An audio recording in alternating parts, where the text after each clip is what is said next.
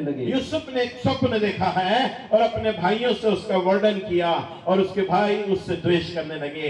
Be careful with whom you share your dreams। सावधान रहना, आप अपने स्वप्न किसको बता रहे हैं, आप अपने दर्शन किसको बता रहे हैं। ये यूसुफ के भाई हैं, उसी के हड्डी में के हड्डी और मांस में का मांस है, एक ही परिवार से आते हैं। उसने अपने भाइयों को अपना स्वप्न बताया है, उसके भाई उससे द्वेष करने लगे, उसको जलन करने लगे, उससे नफरत करने लगे।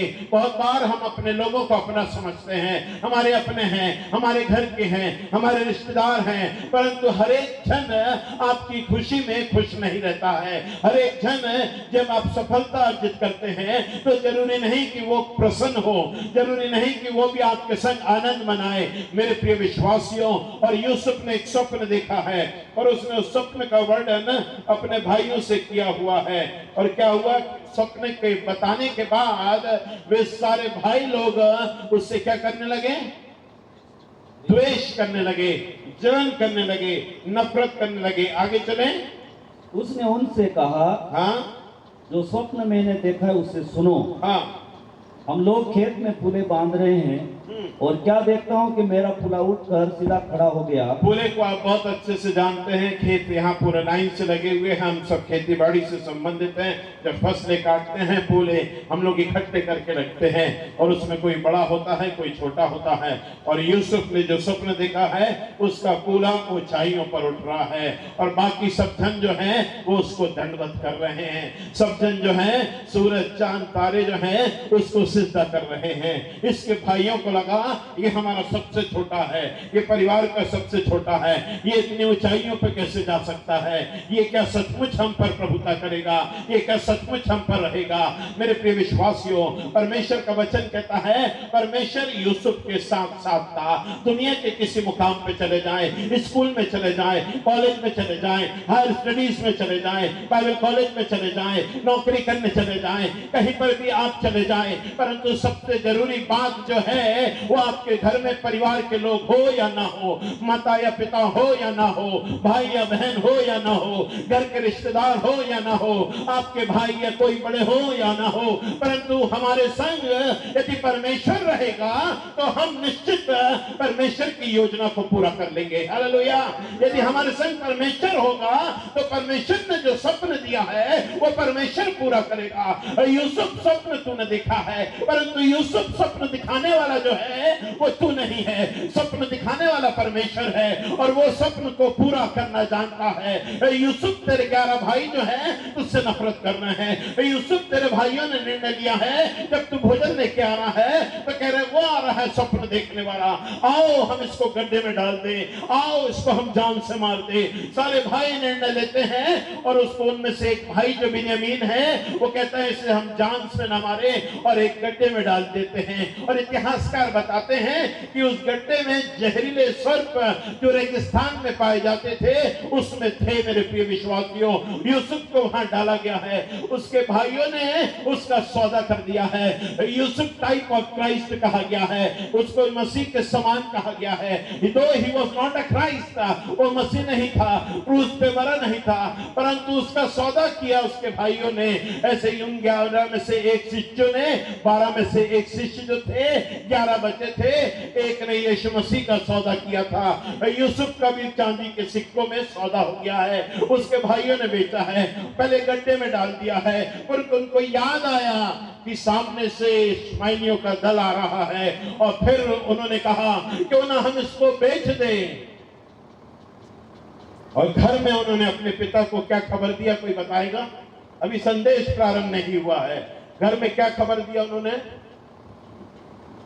घर में क्या खबर दिया अपने पिता याकूब को? बोलो ना भैया, हम खाना खाने नहीं आएंगे, तो बोलो क्या खबर दिया? तेरा बेटा क्या हो गया है? मर गया है।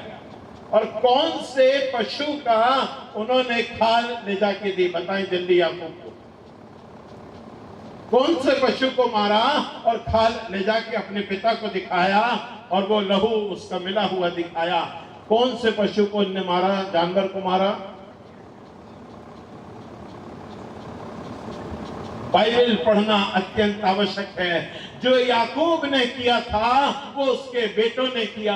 याकूब ने अपने पिता को धोखा दिया था और बकरे के खाल को पहन लिया था। मारने के बाद उसके बेटों ने भी वहां बकरों को मारा और उसकी खाल को वहां पर अलग करके उसके लहू को ले जाके दे दिया।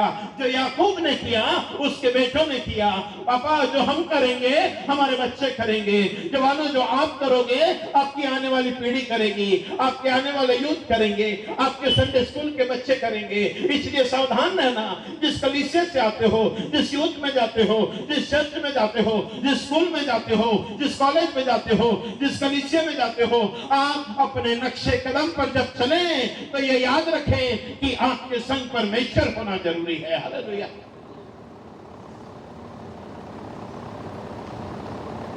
उसके भाई जो उससे नफरत करते थे उन्होंने बकरे को वहां पर मारा और उसके लहू में उसके रंग बिरंगी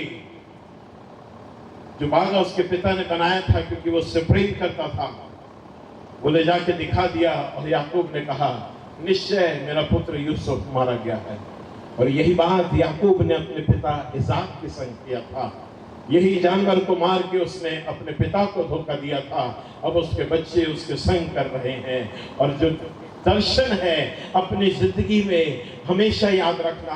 आप दर्शन अपने कोई आत्मिक मित्र को बता रहे हैं ये अच्छी बात है। जो परमेश्वर में बढ़ने वाला व्यक्ति है उसको बता रहे हैं अच्छी बात है। परंतु सांसारिक मसीह को बताएंगे लोग आपसे नफरत करेंगे, लोग आपसे बैर करेंगे, लोग आपसे द्वेष करेंगे, लोग आपसे जलेंगे। परंतु जब लोग नफरत करेंगे तो याद रखिए यूसुफ का कुछ नहीं हो रहा है। यूसुफ जहां जा रहा है परमेश्वर उसके संग है। यूसुफ को बंदीगृह में गुलाम बना दिया गया है और वहां पर जब काम कर रहा है पोतीफर के घर में गया है। पोतीफर के घर में जाने के कारण यूसुफ के कारण वहां पर पोतीफर के घर में परमेश्वर ने आशीष देना प्रारंभ कर दिया। मेरे प्रिय विश्वासियों काम कोई भी हो कैसा भी हो आप कर रहे हैं, काम छोटा हो या बड़ा हो काम से मतलब नहीं है। परंतु सबसे बड़ी बात जो है हमारे जीवन में परमेश्वर होना चाहिए, हमारे कार्यों में परमेश्वर होना चाहिए, हमारे चाल चलन में परमेश्वर होना चाहिए, हमारे आंखों में परमेश्वर होना चाहिए, हमारे शरीरों में परमेश्वर होना चाहिए, हमारे हाथों में परमेश्वर के कार्य होने चाहिए, हमारे मस्तिष्क में परमेश्वर का वचन होना चाहिए, हमारे हृदय में परमेश्वर का वचन होना चाहिए, हमारी जिंदगी में परमेश्वर का वचन होना चाहिए। कोई देखे या न देखे, be holy young boys and girls when no one is watching you। पवित्र बनना जब कोई आपको देखे या न देखे। मेरे प्रिय विश्वासियों क्योंकि उस वक्त कोई नहीं देख रहा है और आपको बनाने वाला जिंदा खुदा आपको देख रहा है। हालेलुया। यूसुफ काम कर रहा है। पोतीफर कई महीनों से देख रहा है कि जब से व्यक्ति आया है ये जवान लड़का जो 17 वर्ष का है ये मेरे घराने में आया है। परमेश्वर ने मेरे घराने की सब वस्तुओं पे आशीष दी है। आप कहीं भी जाएंगे जहां पर भी रहेंगे, किसी भी स्कूल कॉलेज में जाएंगे, किसी भी दफ्तर में जाएंगे, किसी भी जगह पे आप काम करेंगे, आपका जीवन यदि सही होगा आपके कारण उस जगहों पर आशीष होगी। आपका जीवन यदि सही होगा आपके इर्द गिर्द लोग आशीष पाएंगे। आपका जीवन सही होगा आपके आसपास के लोग, मोहल्ले के लोग, आपके परिवार के आजू बाजू के लोग बच जाएंगे क्योंकि परमेश्वर यूसुफ के साथ। हालेलुया। परेशानियां हमें यह बताती है कि हमें परमेश्वर की योजनाओं को समझना है।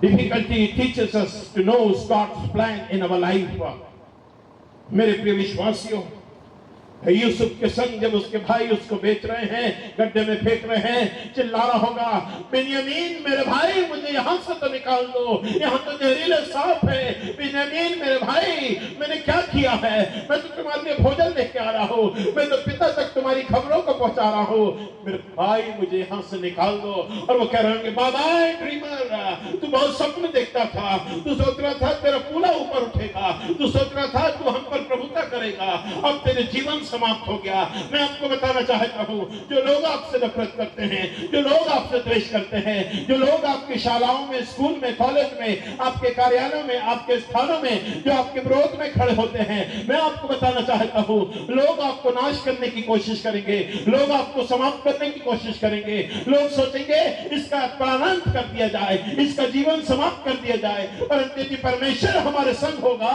तो याद रखिए, हमारा विरोधी कोई नहीं होगा। हालेलुया। क्योंकि जो हमारे अंदर है वो उससे बड़ा है जो इस संसार में है, और उसका नाम प्रभु यीशु मसीह है। जवान अपने आप को किस उपाय से शुद्ध रखे, तेरे वचन के सावधान रहने से।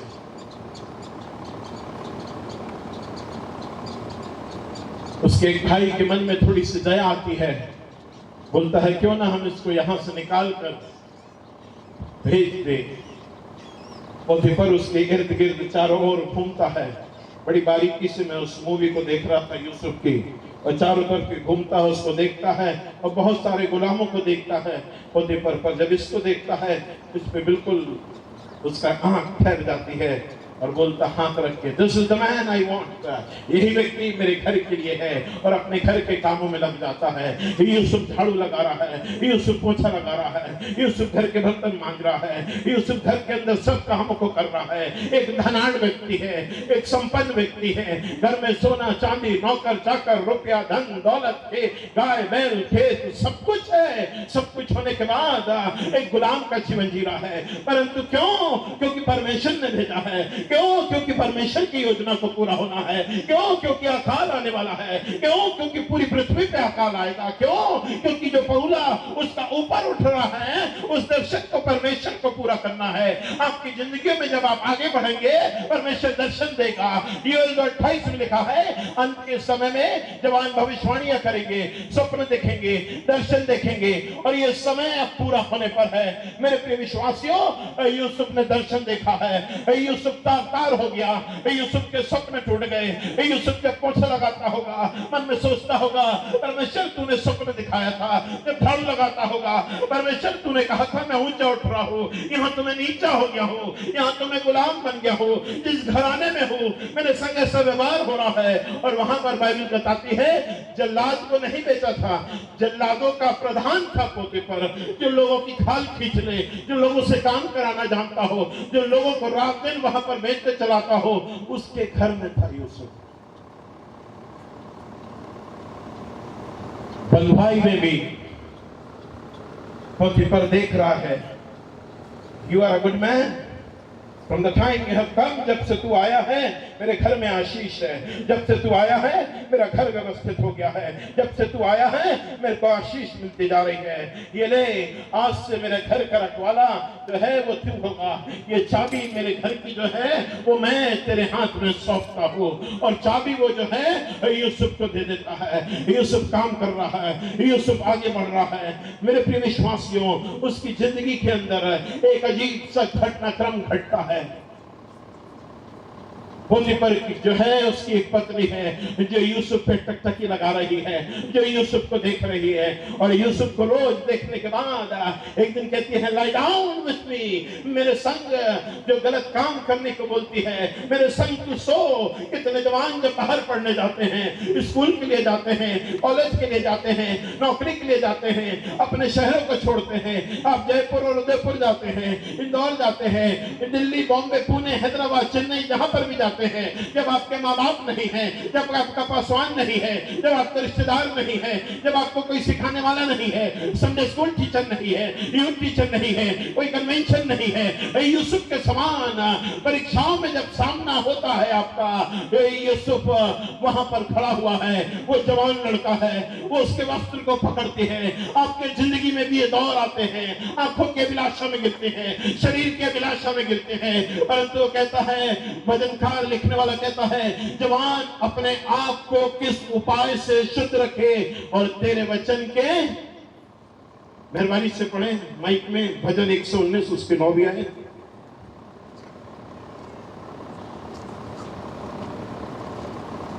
हे जवान अपनी चाल को किस उपाय से शुद्ध रखे, जी हाँ, तेरे वचन के अनुसार सावधान रहने से तेरे वचन के अनुसार। ये सवाल कोई बूढ़ा नहीं कर रहा है, ये सवाल कोई व्यक्ति नहीं कर रहा है, ये सवाल एक जवान लड़का कर रहा है, क्योंकि जिंदगी में जवानी की दहलीज में जब था ये दाऊद राजा, उसके मनों में कई विचार आते थे। वो कहता सब कुछ तो ठीक है, परंतु यहाँ कुछ गड़बड़ है, यहाँ नियंत्रण नहीं है, ये बार बार भटकता है, ये अपने हृदय को कैसे शुद्ध रखे। फिर वो कहता है आगे, तेरे वचन के सावधान रहने से, तेरे वचन में बने रहने से। मेरे जवानों, ये वचन जो है आपको जीवन देगा, ये वचन जो है आपको जागृति देगा, ये वचन जो है आपको शांति देगा, ये वचन जो है आपको सुरक्षित रखेगा, ये वचन जो है आपको सफलता देगा, ये वचन जो है आपको नौकरी देगा, ये वचन जो है आपको पाप करने से रोकेगा, ये वचन जो है आपको व्यभिचार करने से रोकेगा, ये वचन जो है आपका मार्गदर्शन करेगा, ये वचन जो है एक आवाज आएगी, ना तो दाएं मुड़ना ना तो बाएं मुड़ना, मार्ग यही है, इसी में चलना। क्या ही धन्य है वो पुरुष जो दुष्टों की युक्ति पर नहीं चलता है, ना ही खड़ा होता है, ना ही ठट्टा करने वालों की मंडली में बैठता है। ये वचन आपको जीवन देगा, ये वचन आपको चंगाई देगा।